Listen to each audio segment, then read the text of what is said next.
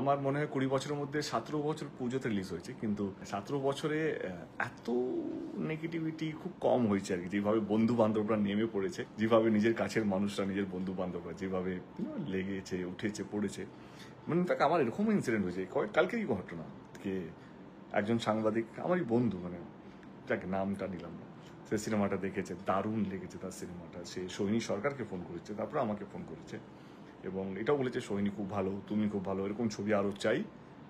তারপরে আমাকে বললো, শোনো না, আমি কিন্তু উপর থেকে বলেছি আমি 3.5 বেশি রেটিং দিতে পারবো না, আমার চাকরি চাপ হয়ে যাবে। মনে হচ্ছে একটা ভালো ছবি করে বা একটা বাংলা ছবি করে অন্যায় করছে। কাছের মানুষরা যেভাবে লেগেছে, পারসেপশন তৈরি হচ্ছে। দুদিনে যেভাবে বৃষ্টি হয়েছে, তো আমি জানি কি কালেকশন খুব একটা হওয়ার অতটা ভালো, কিন্তু ডেফিনেটলি ওইভাবে আমরা একটু বেশি এক্সপেক্ট করলাম। But you have to accept the fact কে না, মানুষ এই বৃষ্টির থেকে বা যেভাবে ক্লাউড বাস চলে সেখান থেকে বেরোতে একটু সময় লাগবে। বায়াস রিভিউজ যেভাবে একটা যা সিনেমা দেখেনি, সিনেমা 9টায় রিলিজ হয়েছে 7টায় রিভিউ বার করেছে আর কি, মানে কলকাতার মধ্যে। এবং ফেক রিভিউজ, বট রিভিউজ। রবীন্দা, যিনি হলের ওনার আর কি, তিনি বললেন কি 600টা টিকিট বিক্রি হয়েছে একটা সিনেমার, তার হলের মধ্যে 200টা টিকিটও, 200টা লোকও নেই। তার মানে কি, মানে তার মানে টিকিট আমরা কিনছি জোর করে দেখানোর জন্য কি আমার ছবিটা ওর থেকে বেশি। আমার মনে হয় আমার দরকার নেই। আমার মনে হয় কি আমি পিছিয়ে থাকলেও চলবে, আমার ইন্ডাস্ট্রি যেন এগিয়ে যাক। See at the end of the day একটা একেন বাবু বা একটা ধূমকেতু একটা ইন্ডাস্ট্রিকে চালাতে পারে না। বাংলা ছবিকে শুধু চালাতে চাই। আমার লড়াইটা এটাকে বাংলা ছবিকে রিজনাল ইন্ডাস্ট্রি বলাটা বন্ধ হোক, বাংলা ছবিকে ইন্ডিয়ান ফিল্ম ইন্ডাস্ট্রি বলাটা শুরু হোক। কে আমরাও part of the Indian film industry, আমরা শুধু রিজনাল ইন্ডাস্ট্রি নয়। সেইখানে শুধু একটা একেন বাবু, ধূমকেতু, প্রজাপতি, টনিক শুধু হবে না, সেখানে বড় ক্যানভাসের ছবি লাগবে। যারা ভেবেছেন টিজার দেখে, টেলার দেখে রঘু টাকা দেখবেন, দেখুন।